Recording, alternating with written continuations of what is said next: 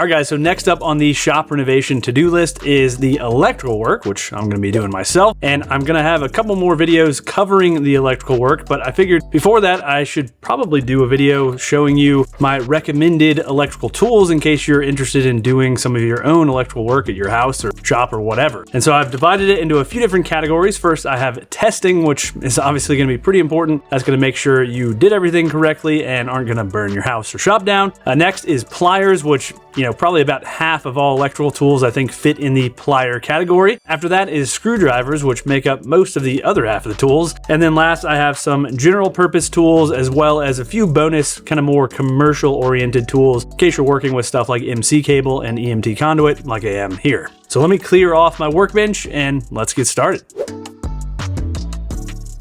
So again, category number one is testing, and in my opinion, you should not be doing any electrical work without at least most of these tools, because these are gonna be what keep you safe. They're gonna be what keeps you from getting shocked or electrocuted, and hopefully what keeps you from burning your house down if you do something wrong. So number one on the list, and a tool that took me way too long to get, was a multimeter or multimeter, depending on what part of the world you're in, but these are indispensable. You can check all kinds of different readings here. This one checks volts, amps, continuity, and a whole bunch of other stuff. Honestly, this one is probably even more advanced than I really needed, but I figured, you know, buy once, cry once. But what I use it for the most is to double check that a panel is actually dead, not turned on and live, because I can check the hot and neutral and ground wires coming in to see what kind of current's going through them. You can also use this to check outlets after they've been wired to make sure you're getting the correct voltage. And as I mentioned, it can do a whole bunch of other stuff. This one has a clamp built in. You can put this clamp around a larger wire, and even without contacting it, it can figure out how much amperage is moving through that wire, which is pretty cool. And this one came with this really nice case, and it also even came with a thermocouple so I could measure temperature if I needed to.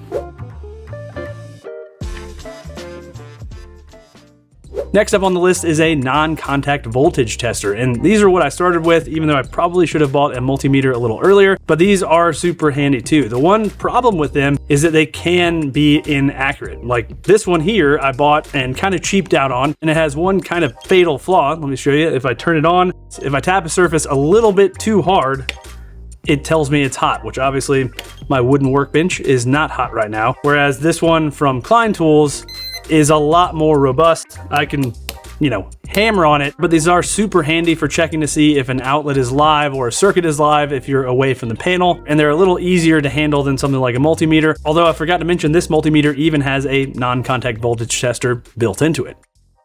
Last in the testing category is going to be an outlet tester, and there are a whole bunch of different varieties of these, but I would just make sure to get one with a GFCI tester on it. So that way, if you're wiring up any GFCI protected circuits, you can plug this in, push the GFCI button, and it should trip the GFCI outlet or breaker, and so you'll know that it's wired correctly. This one will also tell you if the actual wiring is correct, including whether you have an open ground, an open neutral, open hot, or the hot and neutral reversed, or hot and ground reversed. So those are all super handy. The thing I like about this tester is this little switch allows you to turn on an audible sound, and that's really handy if you're trying to figure out what breaker a circuit's on. Plug this in, the sound is loud enough to hear it, you know, from a room or two away, and then just go start flipping breakers until the sound stops. In that same category, kind of an honorable mention, is going to be a circuit breaker finder, and these are super cool. This transmitter plugs into any outlet. It also came with an adapter for a lamp holder, and it also even came with this adapter with some alligator clips so you can test exposed wires. But basically, you plug this guy in and then take this, the receiver, back to your panel, and then just start kind of sliding it up and down across your breakers. When it senses a signal from the transmitter, it will start beeping at you. And there are fancier models than this, and I actually don't love this one because this power button is so easy to accidentally turn on. Every time I get my electrical tool bag out, this thing seems to accidentally turn on. So Klein, if you're listening, that would be a major improvement on this tool, but it is very, very handy, especially in a building like this where it's 50 years old. There are 4 panels, a whole bunch of circuits going God knows where, and so this thing was pretty handy. And that's it for testing, so let's move on to pliers. So as I mentioned, these plier variations make up probably about half of this list, and for good reason. There are a lot of uses for these kind of tools in electrical work. So number one, the tool you can't do much electrical work without is the wire stripper. And these come in a whole bunch of different varieties. I have 4 different versions here, and you really just need to decide what features you want built in. And usually there's going to be a trade-off between the size of the strippers and the amount of features. So I started with this very basic set of strippers and then upgraded recently to this set, which the main reason I upgraded is that it can strip larger wire. So it can go up to 6 gauge, which some of the stuff I'm going to be doing during this shop renovation is going to be with larger wire for some of my 220 circuits. This is a really cool set of strippers from Racketeers. They're Croc strippers, but this one's great if you're doing more residential work because it has a built-in section to strip Romex, and it also has this optional V cutter that you can use to strip Romex as well. Both super, super handy if you're doing a lot of Romex work, which I'm doing none of here at the shop because, again, this is more of a commercial space. The last set of strippers are these automatic strippers from Knipex, and that is how you pronounce that. I looked it up on their website. It is Knipex. Knipex. Knipex. But these are awesome because you can set the amount of sheathing you want to remove, and so I'm using Wago connectors to make up a lot of the outlet boxes here, and so I could just set the depth based on the recommendations from Wago, and in one quick motion it strips the wire and removes the sheathing. Super, super easy, very consistent every time. It's very comfortable trigger grip, and I just find these a lot more consistent than your kind of standard wire strippers. This one even has a cable cutter built in. Moving on from strippers, next up are LINEMAN'S pliers, and these are obviously super, super useful. They've got these big flat jaws, which are great for twisting together wires if you're using standard wire nuts. That said, I'm moving over to mostly Wagos at this point, so I haven't been using my LINEMAN'S pliers as much, but they're super handy for other stuff. They're great for cutting cables. Some of them have a fish line puller built into them, and some models also have the ability to put on crimp connectors, which is very handy and just saves you another tool in your tool bag. Next up on the list are these diagonal cutting pliers, and these are just one of the more handy pliers to have in any shop. They're great for obviously cutting stuff, good for pulling staples out. These are great for getting into more tighter quarters like cutting inside of outlet boxes, removing Romex sheathing, but definitely invest in a good pair of these. I also have this smaller set of diagonal cutters, and this is great. Honestly, I use this probably most for removing zip ties, which can be super challenging, especially if it's wrapped around a air hose or wiring something you don't want to cut. This is great for getting into those tight spots, and this one is spring-loaded, which I wish all of these were. I don't know why that's not more common, but it just makes it super easy to use. Next on the plier list is a set of needle nose pliers. These are also great for getting into tighter quarters. Obviously, they've got a very long pointy tip, so you can get into outlet boxes and all that kind of stuff. Great for pulling and grabbing things. I don't really use the cutting functionality on needle nose pliers as much, but that is an option there as well. And last on the plier list is going to be a good pair of adjustable pliers or channel locks. Channel lock is the kind of de facto brand for these, but obviously tons of different companies make these. But this is going to be great for tightening connectors onto outlet boxes, all kinds of stuff. It's just a super handy multi-purpose set of pliers. All right, so that covers pliers, and now let's move on to screwdrivers. So obviously in the world of electrical work, there are going to be a lot of screws and nuts to drive. So probably my most used screwdriver in the electrical toolkit is this 11-in-1 multi-screwdriver from Klein. It's got all the bits you need and none of the ones you don't. So you've got a mini flathead, a mini Phillips, an even smaller flathead for all those outlet cover screws, a number 2 square or Robertson drive, which a lot of electrical connectors are using these days. Also, when you remove the bits, you have nut drivers in a whole bunch of different sizes. And then if you flip the whole thing around, you've got your 2 kind of gold standard Phillips number 2, and again, square drive number 2, Robertson. So between all of those bits, you can do a lot of work, but there are a few other screwdrivers I'd recommend. A stubby screwdriver. This is also a kind of multi-bit screwdriver for getting into those tighter spaces, which a lot of times when you're doing electrical work, you are going to be in tighter spaces, whether that's in panels or in boxes. Another thing, especially when you're working in panels, especially if you have any live current in there, is a good insulated screwdriver. This one from Klein features a interchanging, I guess, bit, you would call that, blade, I don't know, but they sell a whole bunch of different versions of this insert, so then you can have all your different tips and just have one of these and then a handful of these rather than like 5 or 6 of these taking up a bunch of room in your tool belt. Next on the list is a good precision screwdriver, which this one is not. My good Klein precision screwdriver is at home because that's where I do most of that kind of finer electrical work. I don't really have much of that here at the shop, but for any of those teeny tiny little screws, it's great to have kind of a smaller precision screwdriver. And last but certainly certainly not least in the electrical tool belt is a big flathead screwdriver. And this mostly is used for knocking out knockouts, prying. You can use it for a chisel if push comes to shove, but you know, a big beefy one that you don't mind just pounding on, this is gonna get a ton of use, especially if you're doing a lot of metal boxes. There are just a ton of knockouts to deal with, so get yourself a good big old flathead screwdriver. So that's it for screwdrivers, so let's move on to some general purpose tools.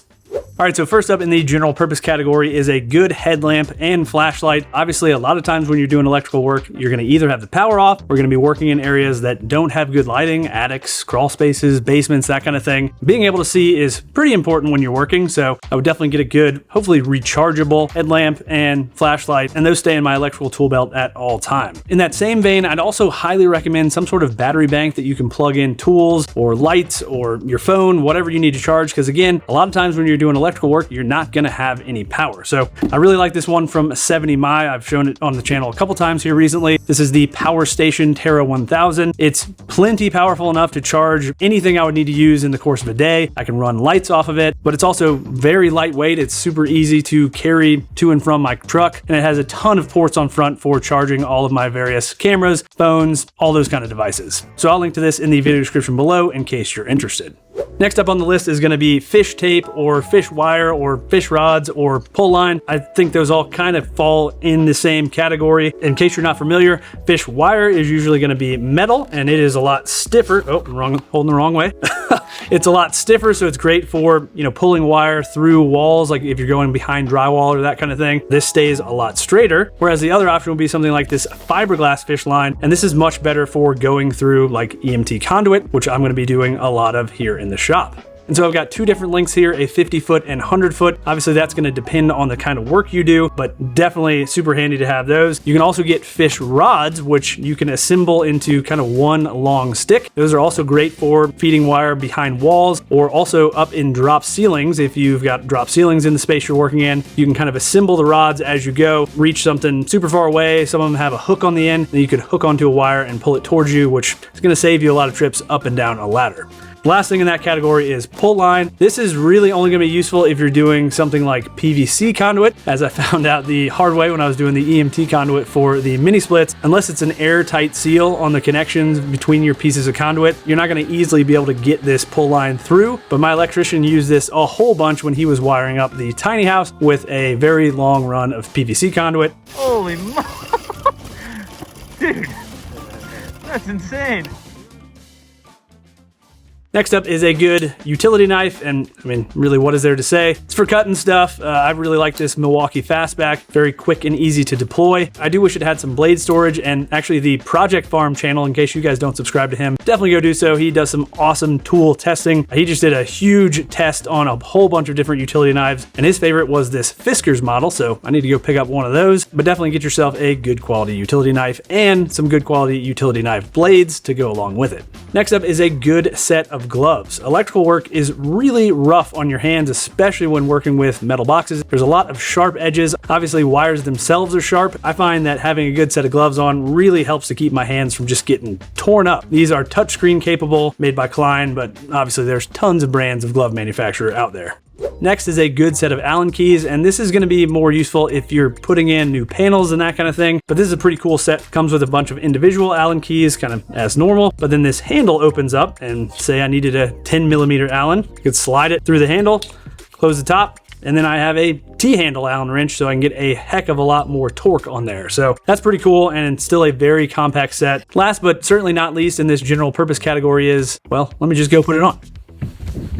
A good quality tool belt. So this one is from Diamondback Tools. This is a electrical specific tool belt that I set up because I knew I was going to be doing a whole ton of electrical work here at the shop. And let me tell you, it is so handy having a tool belt where I know where all of these various tools are at all times. I'm not leaving them all over the place, losing them. I know it kind of seems like a lot of electricians don't use tool belts for some reason. I would definitely recommend either a tool belt or a tool bag, some way to keep your tools organized, because otherwise, believe me, you're going to lose them.